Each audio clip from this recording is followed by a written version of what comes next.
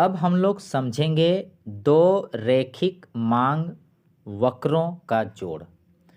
तो किस तरह दो रैखिक मांग वक्र को जोड़ा जाता है, आइए उसको समझते हैं। उदाहरण के लिए एक ऐसा बाजार लेते हैं जहां दो उपभोक्ता है। मान लेते एक बाजार है जहां पर दो उपभोक्ता है और इन दोनों के मांग समीकरण नीचे दिए गए हैं। देखिए उसका जो मांग का जो समीकरण है यहाँ पर दिया गया है।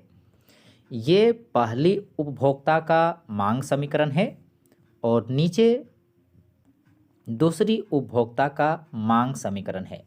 यहाँ देखिए डी मीन्स डिमांड, मांग का बात कर रहा है। 1 मतलब पहली उपभोक्ता के लिए और पी यहाँ प्राइस, क्योंकि मांग जो होता है वो प्राइस के साथ, कीमत के साथ संबंध बनाता है, रैखिक संबंध बनाता है।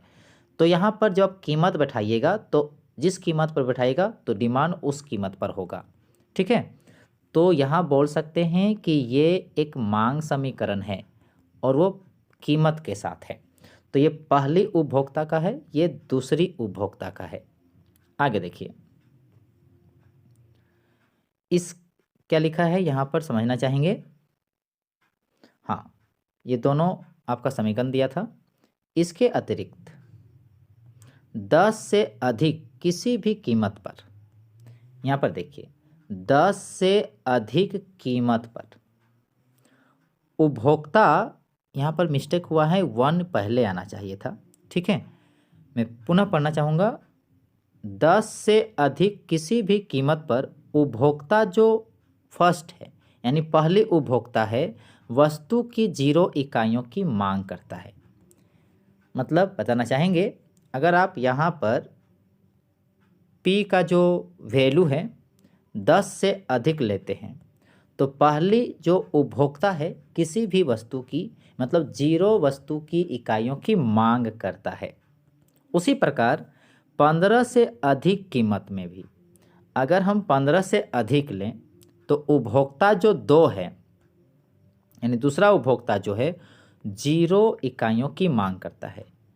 मैं पुनः दोहराना चाहूँगा, अगर कीमत 10 से अधिक है, कितना 10 से अधिक, तो पहली उपभोक्ता 0 वस्तु की मांग करता है तथा 15 से अधिक कीमत पर दूसरी उपभोक्ता 0 वस्तु की मांग करता है। ठीक है, तथा बाजार समीकरण जो यहाँ पर देखिए ये पहला है और ये दूसरा है, यानी कि 2.14 ये 2.15 को जोड़कर निकाली जा सकती है। अब यहाँ देखिए किसी भी कीमत पर जो 10 के बराबर हो अथवा उससे कम हो, तो यहाँ देखिए 10 से कीमत यानी पहली उपभोक्ता के लिए तो ये हो जाएगा, क्योंकि पहली उपभोक्ता क्या है 10 से ज़्यादा कीमत पर नहीं मांग करता है। तो पहली उपभोक्ता के लिए ये समीकरण तो ले सकते हैं, क्योंकि 10 से कम पर या 10 के बराबर में तो ये आ जाएगा। उसके बाद देखिए ध्यान से, अगर हम दूसरी वाला इक्वेशन को देखें तो दूसरे इक्वेशन में क्या था, 15 से अधिक पर मांग नहीं करता है। तो यानी कि 10 से बराबर या 10 से कम है, तो इस इक्वेशन को भी ले सकते हैं, इस समीकरण को भी ले सकते हैं।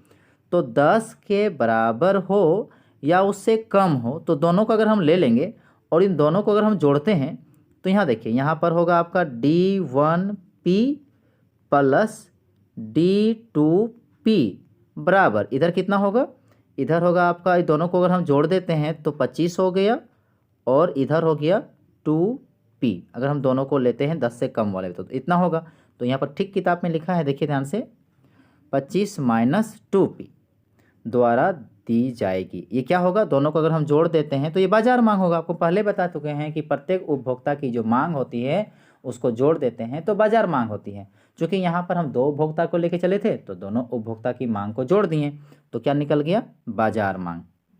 तथा किसी भी कीमत पर जो 15 इकाइयों से अधिक हो। अब यहाँ देखिए 15 इकाई से मतलब कीमत जो है 15 से ज़्यादा, तो 15 से ज़्यादा तो ये तो हो नहीं सकता पहला वाला, और दूसरा भी नहीं हो सकता, मतलब इसमें एक भी नहीं आया। तो यही चीज़ है किताब में लिखा है कि किसी भी कीमत पर जो 15 इकाइयों से अधिक हो, बाजार मांग कितना होगा, 0 होगी, क्योंकि इसमें आपका एक भी इक्वेशन को तो आ ही नहीं रहा है। तथा किसी भी कीमत जो 10 से अधिक है, 10 से अधिक, तो ऊपर वाला तो हो नहीं सकता, यानी पहले उपभोक्ता के मांग को तो हम जोड़ नहीं सकते क्योंकि वो तो आ ही नहीं रहा है। ठीक है, और 15 से कम है, तो जाहिर सी बात है 10 से अधिक और 15 से कम, यानी कि सेकेंड वाला ही आएगा। पहला वाला इक्वेशन को तुम ले नहीं सकते।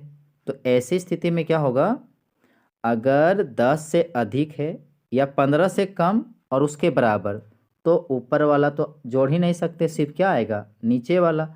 तो यानी बाजार मांग कितना होगा, तब बाजार मांग कितना होगा, P1 15 माइनस P होगा।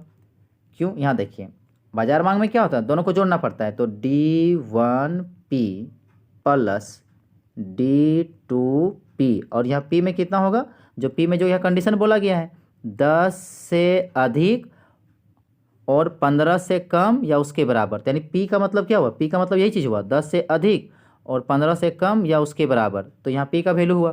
तो ऐसी स्थिति में जब 10 से अधिक हो और 15 से कम या उसके बराबर हो, तो यहाँ पर D1 तो आएगा नहीं, तो D1 की जगह 0 लिखेंगे और D2 का जो वैल्यू दिया है 15 माइनस P वो वाला आएगा। तो इस तरह से हम लोग का कितना आंसर आएगा, 15 माइनस P।